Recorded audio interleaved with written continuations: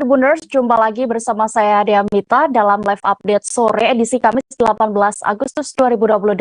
Seperti biasa, kami akan menyajikan informasi teraktual dan menarik untuk Anda yang akan dilaporkan secara langsung oleh reporter kami di lapangan. Inilah live update selengkapnya. Menuju kabar pertama, Tribuners, upacara penurunan bendera merah putih dalam rangka HUT ke-77 Republik Indonesia berlangsung di lapangan upacara Kantor Wali Kota Bitung pada Rabu 17 Agustus 2022 kemarin. Meski diguyur hujan deras, namun tidak menyurutkan langkah tegak, fokus, dan konsentrasi dari Paskibraka Indonesia Kota Bitung tahun 2022 yang bertugas. Untuk informasi lebih lengkapnya dan juga bagaimana situasi saat penurunan bendera kemarin, Tribuners, kami sudah terhubung di sana dengan Christian Wayungkiri, reporter dari Tribun Manado. Silakan, rekan Christian. Selamat sore rekan Dea dan Tribuners. Merdeka! Dirgahayu, selamat ulang tahun ke-77 Republik Indonesia. Dari Kota Bitung dapat kami laporkan terkait dengan pelaksanaan upacara penurunan bendera merah putih yang berlangsung dalam guyuran hujan deras. Namun kondisi itu tidak membuat surut semangat langkah dari Paskibraka Kota Bitung tahun 2000, Paskibraka Indonesia Kota Bitung tahun 2022. Khususnya tim Babe Palar yang bertugas pada sore hari. Jadi Tribuners, dapat kami sampaikan dan informasikan untuk Paskibraka Kota Bitung tahun 2022 ini dibagi dalam dua tim atau kelompok. Yang bertugas pagi hari diberi nama AA Maramis, dan yang bertugas sore hari diberi nama Babe Palar. Nama-nama tersebut merupakan nama dari pahlawan nasional yang berasal dari Provinsi Sulawesi Utara.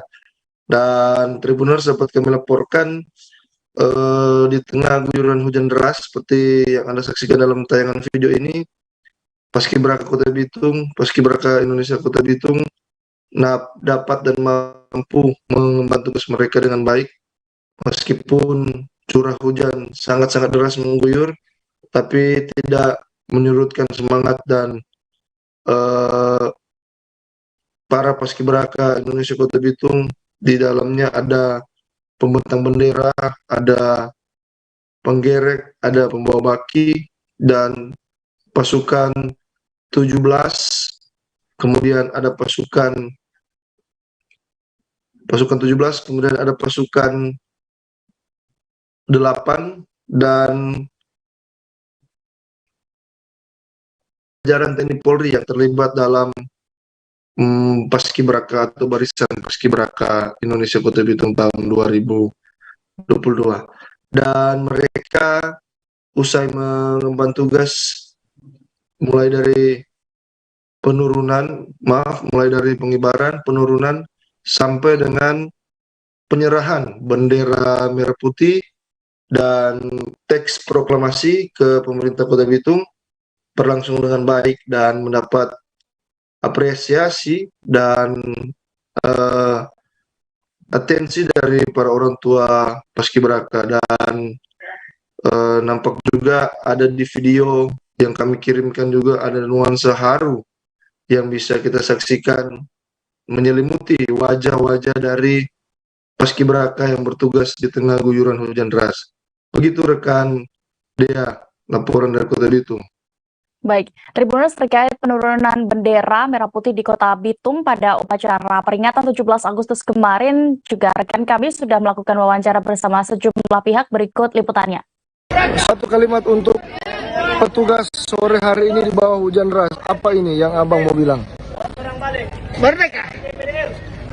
Ya, Tribuners, itulah satu kata dari pembina Paskibraka Kota Bitung, menyaksikan anak-anak didiknya berhasil menunaikan Harapan kami kepada anak-anak yang ditugaskan untuk penurunan nanti pada sore hari, kami berharap bahwa apa yang terjadi sekarang, apa yang sudah dilaksanakan oleh adik-adik yang pengibar sekarang dengan sukses, mudah-mudahan kita berdoa sama-sama, ini juga akan dilakukan oleh anak-anak atau anak paskibraka pada sore nanti pada saat penurunan.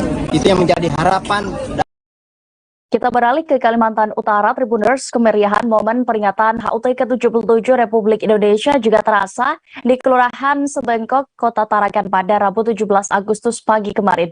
Bendera merah putih sepanjang 17 meter dan lebar bendera 8 meter berhasil berkibar di Kelurahan Sebengkok. Dan bagaimana khidmatnya pembentangan ini, Tribuners?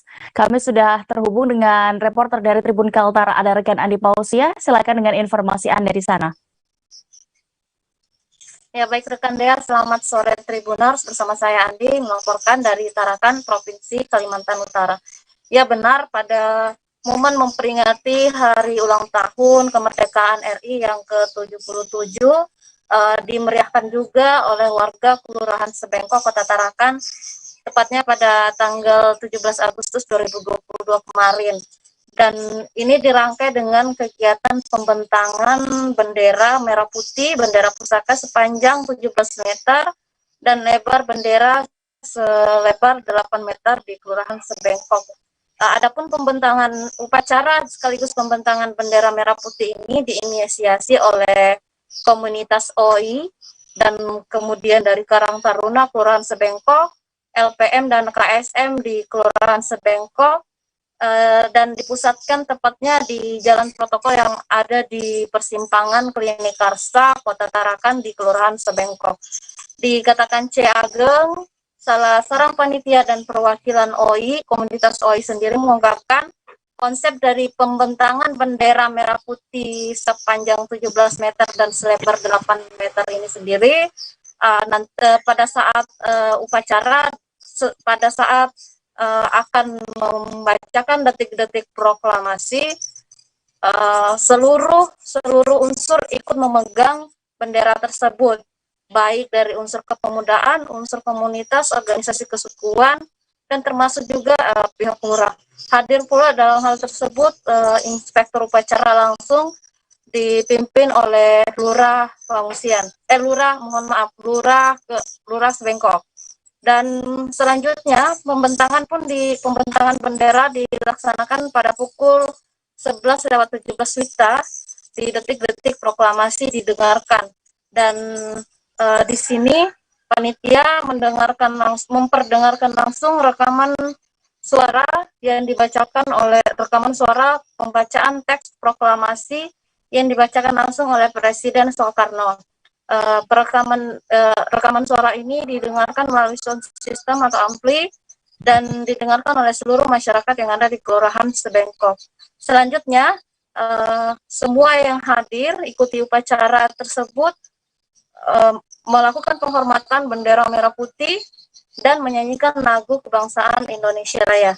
Antusias masyarakat sendiri dikatakan C. Ageng sangat tinggi di wilayah Sebengkok karena menurut masyarakat sendiri ini adalah yang pertama kalinya digelar dan memang bendera merah putih ini hampir menutupi seluruh jalan dan sebelumnya juga pihaknya juga sudah mengatur posisi lalu lintas dan menyetop pengendara untuk sementara agar bisa menyaksikan rangkaian kegiatan upacara dan pembentangan bendera merah putih di area Sebengkok.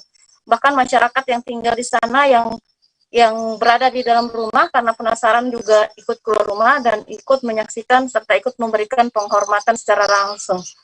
Tujuan dari kegiatan upacara dan pembentangan merah putih ini sendiri dalam rangka untuk mengingatkan kembali masyarakat akan perjuangan para pahlawan terdahulu dalam memperjuangkan kemerdekaan Indonesia. Demikian rekan Dea. Baik, terima kasih rekan Andi untuk informasi Anda. Selamat bertugas kembali. Kita menuju informasi berikutnya. Jakarta Aquarium dan Safari sukses menggelar acara pengibaran bendera di dalam akuarium untuk memeriahkan hari ulang tahun ke-77 Republik Indonesia. Ukuran bendera yang dikibarkan juga bisa dibilang raksasa karena mencapai 9 kali lipat, maksud kami 9 kali 4 meter. Bagaimana dan juga berapa lama persiapan terkait pengibaran bendera di akuarium ini, Tribuners? Kami sudah terhubung dengan reporter dari Warta Kota, ada rekan Leonardus Wijal Zelena yang akan menginformasikan di sana. Silakan rekan. Baik, terima kasih rekan Dea. Marketing Communication Manager Jakarta Aquarium dan Safari, Avatara, mengaku butuh waktu persiapan 1 bulan terkait dengan pengibaran bendera di dalam akuarium. Diketahui Jakarta Aquarium dan Safari menggelar acara pengibaran bendera di dalam akuarium untuk memeriahkan HUT ke-77 Republik Indonesia. Saat ditemui di Neo Soho Mall, Kecamatan Grogol, Petamburan, Jakarta Barat, Avatara mengaku untuk persiapannya kurang lebih sebulan. Ia juga menginformasikan ukuran bendera tersebut bisa dibilang raksasa karena mencapai 9 kali 4 meter. Pengibaran bendera merah putih raksasa dilakukan oleh 2 orang penyelam dengan menyanyikan lagu kebangsaan Indonesia Raya. Setelah pengibaran bendera, Jakarta Aquarium dan Safari menyuguhkan penampilan 2 mermaid yang berlenggak-lenggok di dalam akuarium dengan kedalaman kurang lebih 5 meter. Lenggak-lenggok 2 mermaid tersebut diiringi oleh lagu daerah timur Indonesia, Rasa Sayangi. Marketing Communication Manager Jakarta Aquarium dan Safari Avatara mengatakan bahwa yang diusung untuk konsep dari Jakarta Aquarium dan Safari ini mirip dengan kebun binatang mini yang berada di dalam mall. Lebih lanjut, ia menginformasikan bahwa Jakarta Aquarium dan Safari adalah bagian dari dari Taman Safari Indonesia, di mana mereka juga ingin menjaga keberadaan dan keberagaman hewan-hewan. Saat ditanya alasan lokasi di dalam mall, Avatara mengaku bahwa pihaknya ingin membuat sesuatu yang menarik dan beda dengan hal yang lainnya. Demikian informasi, kembali kepada rekan Dea di studio. Baik, Tribuners, rekan Leonardo juga sudah melakukan wawancara langsung bersama Marketing Communication Manager Jakarta Aquarium dan Safari Avatara. Berikut liputannya.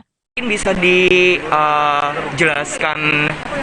lagi tentang agenda hari ini itu apa sih? Oke, jadi agenda hari ini kita memperingati ke-77 tahun negara Indonesia ya. Jadi kita ingin mengangkat kembali mengenai seberapa kayanya kita punya budaya, kita punya keanekaragaman suku yang ada di Indonesia. Makanya kita mengangkat juga tema bahwa kita satu dalam keberagaman keliling Nusantara di tengah kota Jakarta. Oke, kalau untuk persiapannya sendiri berapa lama dan ada kesulitan nggak sih untuk persiapannya? Persiapan sebulan kali kita ada persiapannya. Kesulitannya sih overall enggak sih, nggak ada kesulitan yang terlalu banget gitu enggak. Oke, kalau untuk penarinya sendiri itu dari mana sih penarinya? Lalu latihannya berapa? Kebetulan kita kerjasama dengan Sanggar Seni Budaya. Itu di mana memang kita ada kerjasama nih, kita mau angkat lagi nih budaya dan juga suku-suku yang ada di Indonesia. Kita mau bersatu lagi, kita keliling Nusantara dari Sabang sampai Merauke seperti itu. Jadi memang kita mengambil dari tarian-tarian yang ada yang orang tahu dan orang nggak tahu. Yaitu ada tarian Janger dari Bali, ada tarian dari Papua, dan juga ada dari Betawi. Betawi itu kan karena memang asli Jakarta. Gitu. Oke. Programnya ini kita sampai September 2022 seperti itu. Kita ke Jawa Barat, Tribuners. Pemkot Cirebon membentangkan tim ekspedisi kebangsaan yang melaksanakan long march dari Cirebon ke Bandung pada Rabu 17 Agustus 2022 kemarin.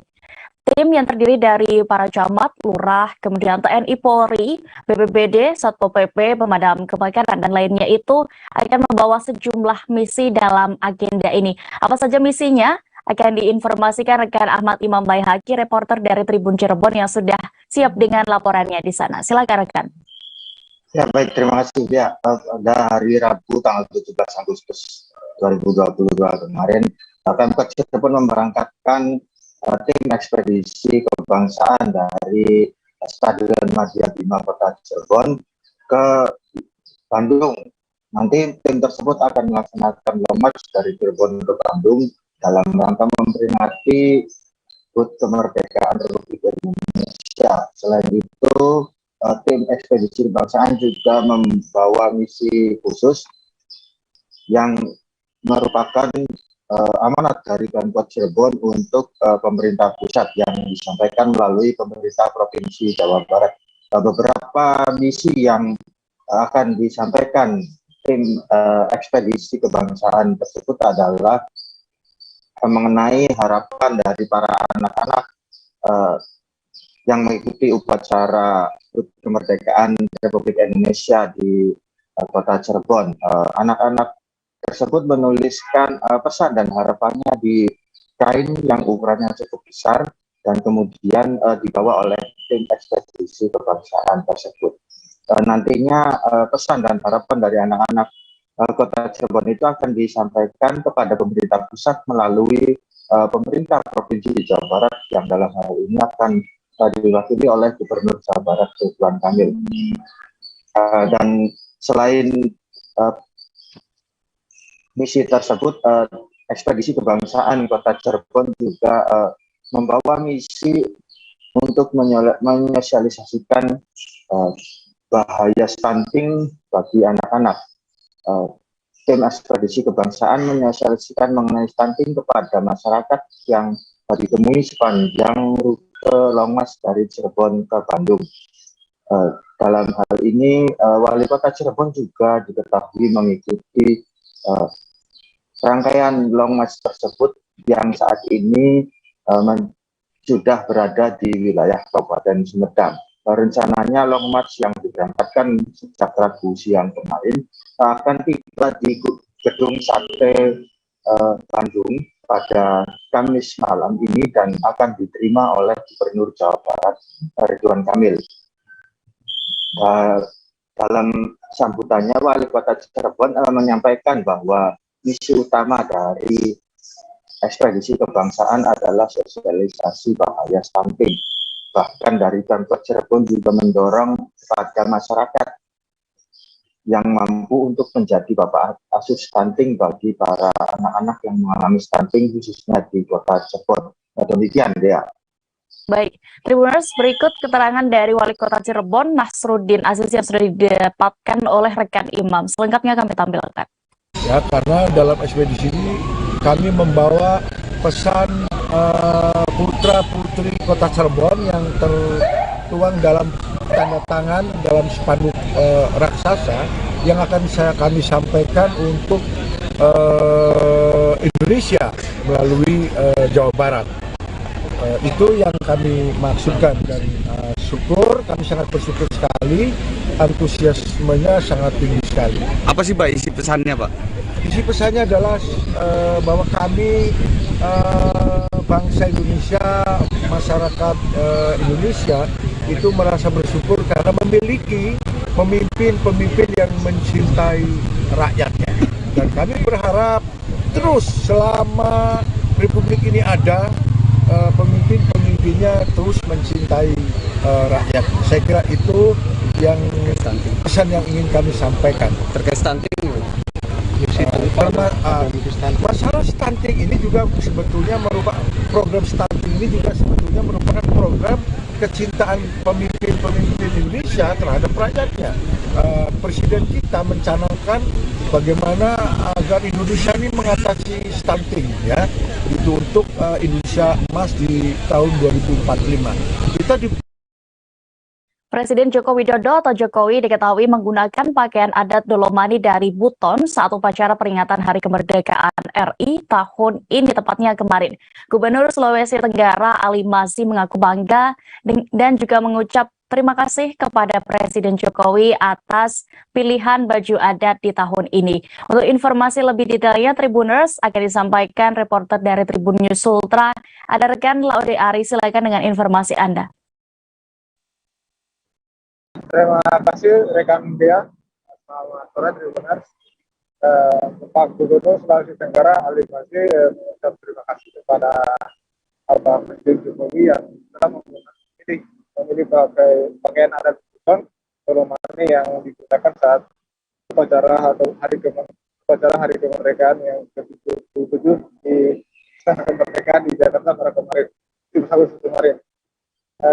Pak Presiden Jokowi dapat menggunakan baju Dolomani setelah sebelumnya pemerintah Provinsi Sulawesi Tenggara memberikan 2 pilihan baju sesuai dengan permintaan dari Istana Negara, yaitu baju adat laki dari Konawe, sementara satu lagi baju adat Kesultanan Buton yang atau istilah yang digunakan pada kemarin itu dengan istilah Dolomani.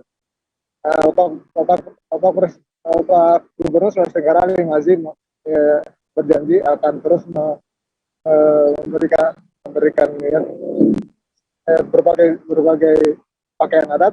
Jika Pak Presiden akan minta untuk memberikan semangat kepada dalam hal ini Bapak Ali Mazim akan memberikan segala mulai dari adat istiadat dari Sumatera, pakaian adat maupun atau dari tarian-tarian yang ada di Sulawesi Tenggara.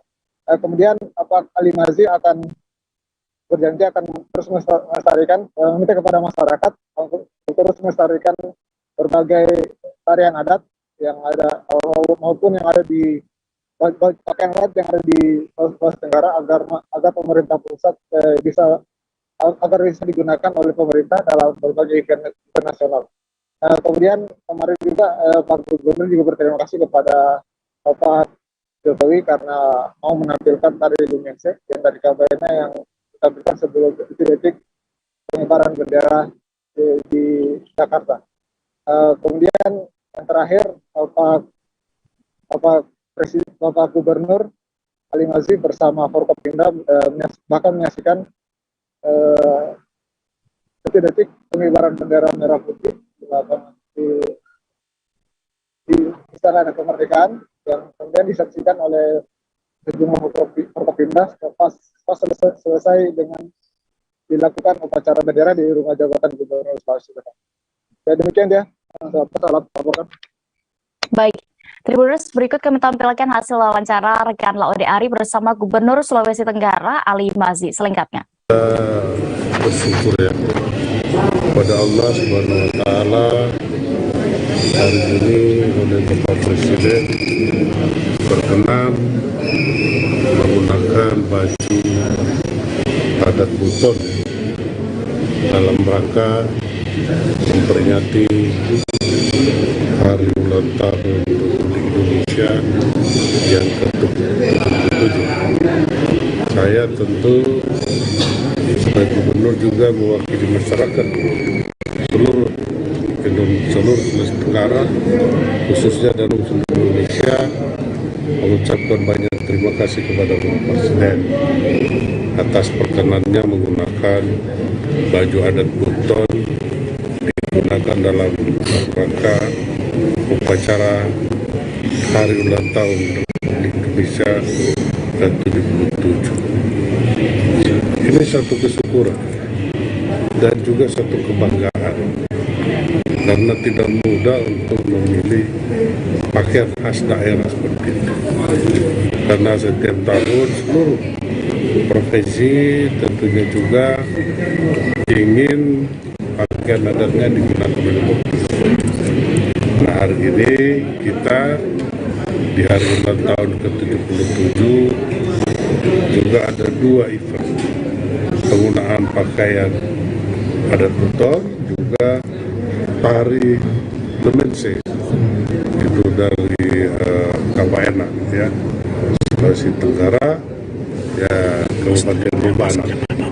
Itu ada dua kabupaten hari ini yang yang digunakan dalam rangka hari ulang tahun ke-77 kemerdekaan. Masyarakat dan pemerintah daerah di Pangandaran, Jawa Barat menggelar kirap bendera merah putih dengan panjang 1.000 meter. Kirap bendera merah putih panjang 1.000 meter ini dilaksanakan di Pantai Barat Pangandaran pada hari ini Kamis 18 Agustus 2022. Bagaimana terkait kemeriahannya dan juga secara hikmat bendera ini dikibarkan, kami sudah terhubung dengan rekan Fatna, reporter dari Tribun Jabar. Di sana silakan rekan. Baik, Bella, selamat sore.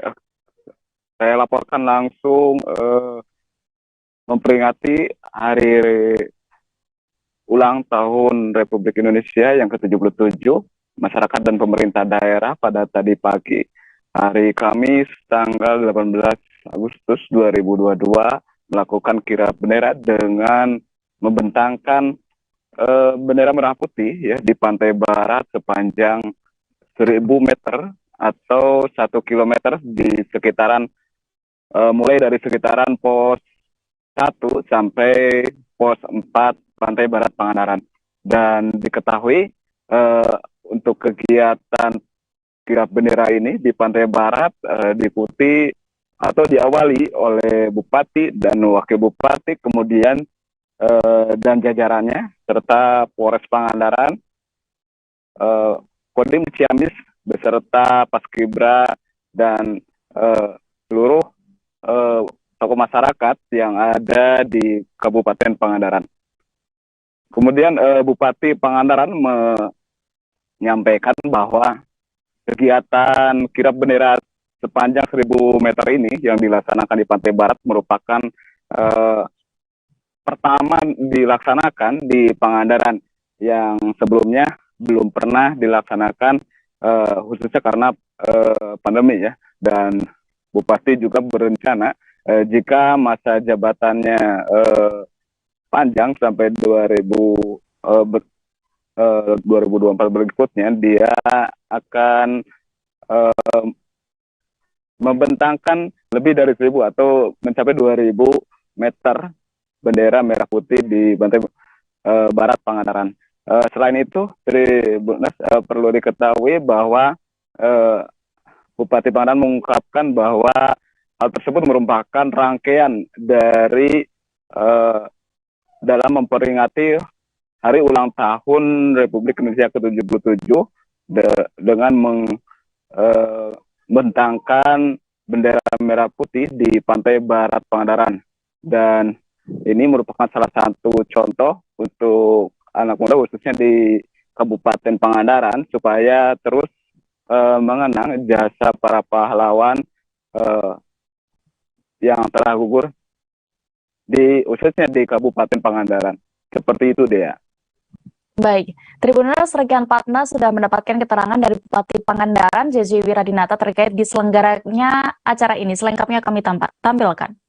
Di hari ulang tahun kemerdekaan yang ke-77 di Kabupaten Pangandaran, ya, dalam rangka pembagian buka bendera merah putih, kami mengadakan bentang bendera Indonesia merah putih kurang lebih 1 kilo di Pantai Pangandaran, ya, agar bendera itu tetap dijaga, semangat tetap dijaga. Indonesia adalah menjadi negara kesatuan Indonesia yang harus kita jaga, kita pelihara, kita rawat.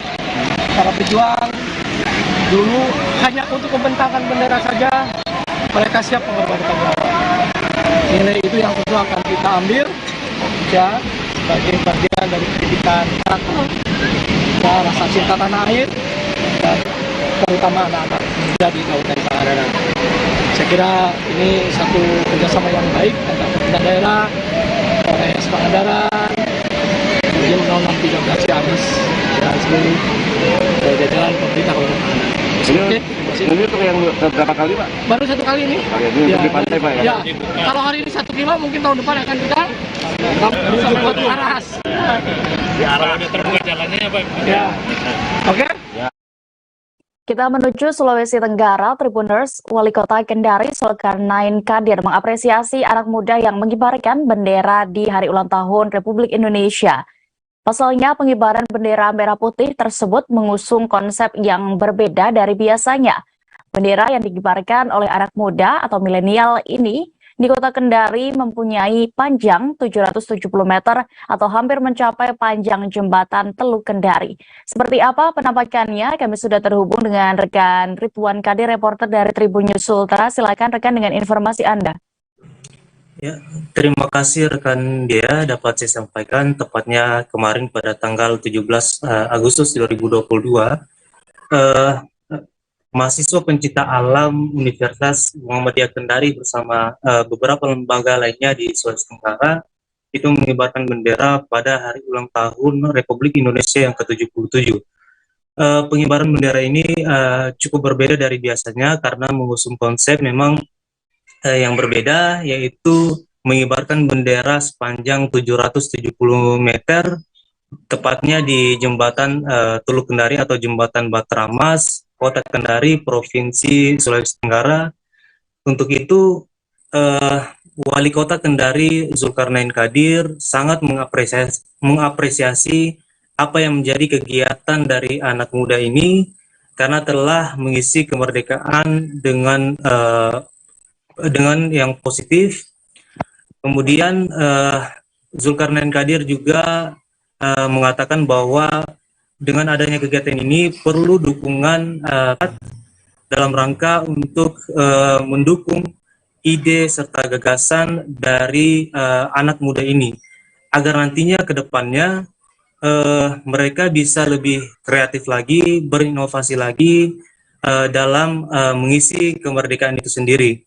Sementara itu dari Kapolresta Kendari yaitu Kombes Pol Muhammad Eka Fatur Rahman itu mengatakan bahwa kegiatan ini merupakan kegiatan yang sangat luar biasa karena memang pelaksanaan sendiri itu berbeda dari hal dari biasanya karena memang anak muda ini mengibarkan bendera sepanjang 770 meter.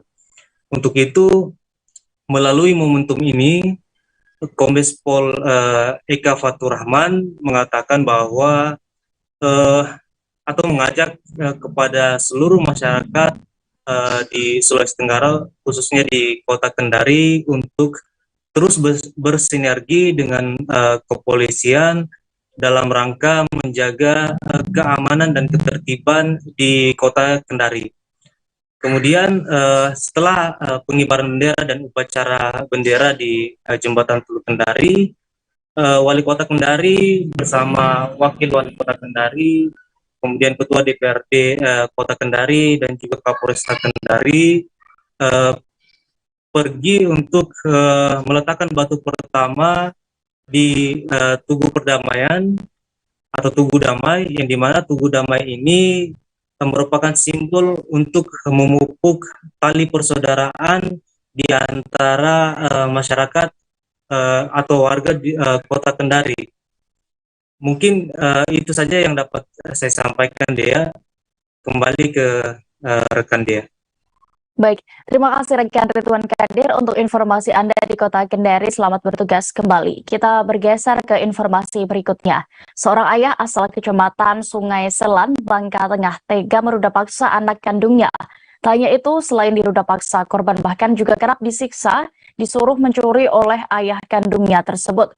Korban juga sering diancam akan dibunuh jika memberitahu perbuatan keji ayahnya kepada orang lain.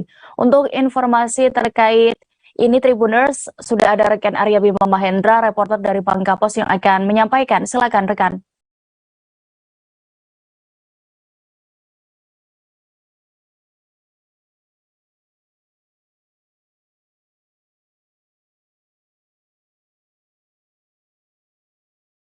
Halo, rekan Arya.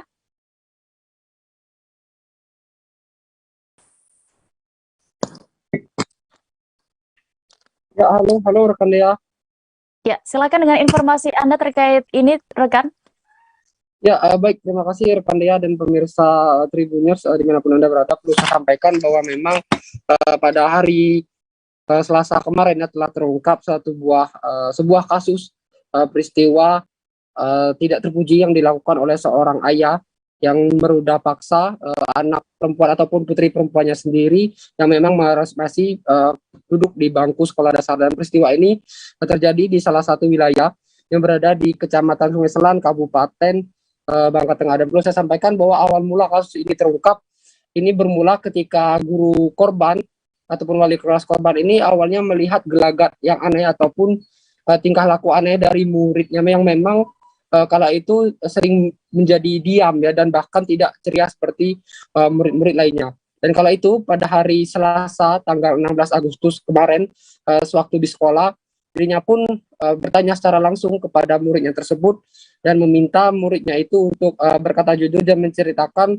apa yang terjadi ataupun apa yang sedang menimpa dirinya di lingkungan keluarga ataupun di rumahnya. Dan ketika itu guru korban ini mendengar secara langsung pengakuan dari korban yang mengatakan bahwa korban ataupun anak perempuan berusia ataupun yang masih duduk di bangku sekolah dasar ini ternyata telah diruda paksa ataupun telah dicabuli oleh ayah kandungnya sendiri yang berinisial WH dengan berumur 38 tahun. Menurut pengakuan korban bahwa diketahui bahwa ayahnya ini memang sudah cukup lama menggauli dirinya, bahkan dari seingat korban sendiri bahwa diketahui ayah kandung korban ini telah menggauli dirinya ini sebanyak kurang lebih 4 kali, di mana kejadian itu dilakukan ataupun peristiwa bejat itu dilakukan di sejumlah tempat ya. Ada yang dilakukan di dalam kamar, di dapur, bahkan ada juga yang dilakukan di tengah hutan. Setelah mendengar itu, guru korban pun mengaku sangat sedih dan geram secara bersamaan karena memang dirinya tidak menyangka bahwa ada seorang ayah yang tega berbuat sekeji itu kepada putri kandungnya sendiri. Setelah mendengar itu, guru korban itu pun langsung berkoordinasi dengan kepala sekolah dan aparatur di desa ataupun di kelurahan setempat untuk kemudian melaporkan kejadian itu kepada anggota kepolisian tepatnya di Polsek Sungai Selan, Kabupaten Bangka Tengah. Setelah mendengar laporan tersebut, anggota kepolisian dari Polsek Sungai Selan pun langsung bergegas mencari keberadaan korban yang memang diketahui kala itu hendak mencoba kabur ataupun melarikan diri ke arah hutan. Beruntungnya sekitar pukul jam 5 sore pada hari Selasa tanggal 16 Agustus tahun 2022, korban pun berhasil ditangkap dan memang kala itu hendak mencoba ataupun berontak dan mencoba melarikan diri. Namun seketika anggota tim kepolisian dari Polsek Sungai Selan pun langsung mengamankan korban untuk dibawa dan diperiksa di kantor kepolisian Polsek Sungai Selan. Dan berdasarkan hasil pemeriksaan ataupun hasil interogasi yang dilakukan terhadap pelaku, diketahui bahwa pelaku ini mengaku bahwa dirinya sudah 7 kali mencobuli ataupun meliduri putri kandungnya sendiri. Dan diketahui juga berdasarkan dari keterangan dari Kapolsek Sungai Selan Ibtu Hafiz Febrandari yang menyebutkan bahwa kemungkinan pelaku ini mencabuli ataupun meliduri anak kandungnya tersebut lebih dari itu, karena memang saat melakukan aksi bejatnya itu pelaku ini kerap kali dalam pengaruh alkohol. Dan berdasarkan hasil pengakuan dari warga sekitar juga diketahui bahwa memang sehari-harinya pelaku ini memang kerap mengganggu dan menghabiskan waktunya dengan cara minum minuman keras ataupun minuman beralkohol, dan bahkan pelaku ini kerap kali menyuruh anak kandungnya tersebut untuk mencuri dan mengambil uangnya untuk dibelikan minuman keras tersebut. Demikian rekan Ria, mungkin demikian saya laporkan kembali ke studio. Baik, terima kasih rekan Arya Bima di Bangka. Selamat bertugas kembali. Kita beralih ke informasi berikutnya.